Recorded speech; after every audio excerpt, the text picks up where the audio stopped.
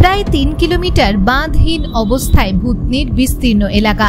আতঙ্কে দিন কাটছে বাসিন্দাদের, নেই প্রশাসনের উপর আস্থাও। শুক্রবার কাজ পরিদর্শন করতে এসে কেশরপুর এলাকায় সেচ দফতরের আধিকারিককে ঘিরে ধরে নিজেদের ক্ষোভ প্রকাশ করলেন গঙ্গা ভাঙন প্রতিরোধ কমিটির সদস্য ও স্থানীয় বাসিন্দারা। বস্তা নয়, টিউবওয়েলের মাধ্যমে স্থায়ী ভাঙন রোধের কাজে দাবি বাসিন্দাদের। মানুষের দাদা অবস্থা পুরা খারাপ। 3-4 জায়গা বাঁধের অংশ কেটে আছে। যদি এভাবে জল বাড়তে থাকে, আর বাড়বে তো, এখন সিজন আছে, জল বাড়বে। জল যদি বেশি বেড়ে যায় তো 3-4 জায়গা যেইগুলি জায়গা কেটে আছে ঢুকে যাবে জল, ভূতনিটা ভেসে যাবে জলে, মানুষের তছনছ হয়ে যাবে। সেটার জন্য বলি নেতারাকে যে এখানে ভালো করে বাঁধ দিতে হবে, 3 কিলোমিটারের একটি, আর ভালো করে কাজ করতে হবে। বিগত কয়েক বছর ধরে গঙ্গা ভাঙনের জেরে নদীগর্ভে তলিয়েছে মূল বাঁধ, এমনকি অস্থায়ী বাঁধের বিভিন্ন জায়গা পুরোপুরি নিশ্চিহ্ন। গঙ্গা নদীর জল বাড়লেই তা প্রবেশ করবে ভূতনি এলাকায়। তার উপর বিগত বেশ কিছুদিন আগে কোশি নদীর ভাঙনে প্রায় 1 কিলোমিটার বাঁধ পুরোপুরি নদীতে তলিয়েছে। রাজ্য সরকারের সেচ দফতরের পক্ষ থেকে বালির বস্তার মাধ্যমে ভাঙন রোধের কাজ করা হলেও বর্তমানে তা বন্ধ রয়েছে। এই অনবরত গঙ্গা ভাঙনের ফলে সেচ দফতরের কাজের প্রতি মানুষের ক্ষোভ তৈরি হয়েছে। এদিন মালদহ জেলা সেচ দফতরের আধিকারিক এলাকায় পৌঁছলেই গঙ্গা ভাঙন প্রতিরোধ অ্যাকশন নাগরিক কমিটির সদস্য এবং স্থানীয় এলাকাবাসীরা তাকে ঘিরে ধরে।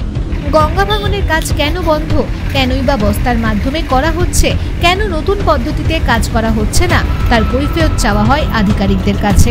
এই বিষয়ে গঙ্গা ভাঙন প্রতিরোধ অ্যাকশন নাগরিক কমিটির মুখপাত্র তারিকুল ইসলাম বলেন, মালদহ জেলার ভাঙন কবলিত এলাকায় ভাঙন প্রতিরোধের কাজের নামে প্রহসন করা হচ্ছে।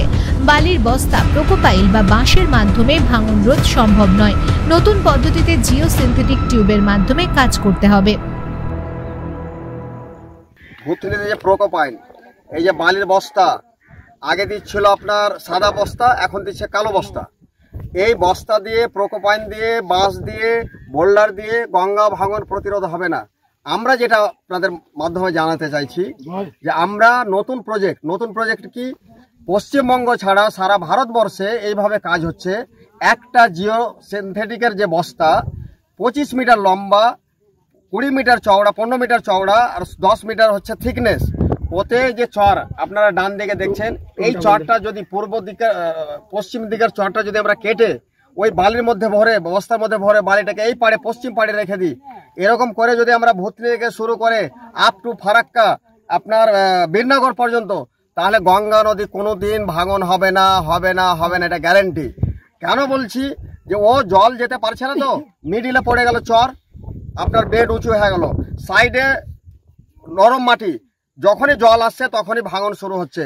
আর মেন ল্যান্ড ভেঙে যখন গেল, আপনাদের আরও দুঃখের সহিত জানাই, আমাদের গঙ্গা নদীতে ভাড়ার পরে মানুষের সুপার সাইক্লোন হলে ক্ষতিপূরণ পায়, ওভার ফ্লাড মানে বন্যা হলে ক্ষতিপূরণ পায়, মানুষ মরে গেলেও ক্ষতিপূরণ পায়। কিন্তু গঙ্গা ভাঙনে প্রাণটুকু ছাড়া কিছুই থাকে না। জমি জায়গা, যাদের বাড়িতে 50 বিঘা জমি, 60 বিঘা জমি, 70 বিঘা, যাদের বাড়িতে 10খানা লাঙ্গল ছিল, যাদের বাড়িতে 10টা লোক কাজ করতো, তারা আজকে রোডের ধারে ভিখারি হয়ে অন্যের আমবাগানে পিটাউলি দিয়ে বসবাস করে, তারা কিন্তু কোনো ক্ষতিপূরণ না। আপনাদের মাধ্যমে আমরা আমাদের মাননীয় মুখ্যমন্ত্রীকে অনুরোধ করে জানাতে চাই, আপনি দয়া করে স্থায়ীভাবে গঙ্গা ভাঙন প্রতিরোধের কাজ করবেন না। এই টাকা দিয়ে আপনি এই মানুষগুলোর পুনর্বাসন করুন। আর সেন্ট্রাল গভর্নমেন্ট, এটা যেহেতু জাতীয় নদী, জাতীয় স্তরে কাজ করবে সেন্ট্রাল গভর্নমেন্ট, আর নতুন প্রজেক্ট দিয়ে কাজ করুক। এটা হচ্ছে আমাদের গঙ্গা ভাঙন প্রতিরোধ অ্যাকশন নাগরিক কমিটির দাবি।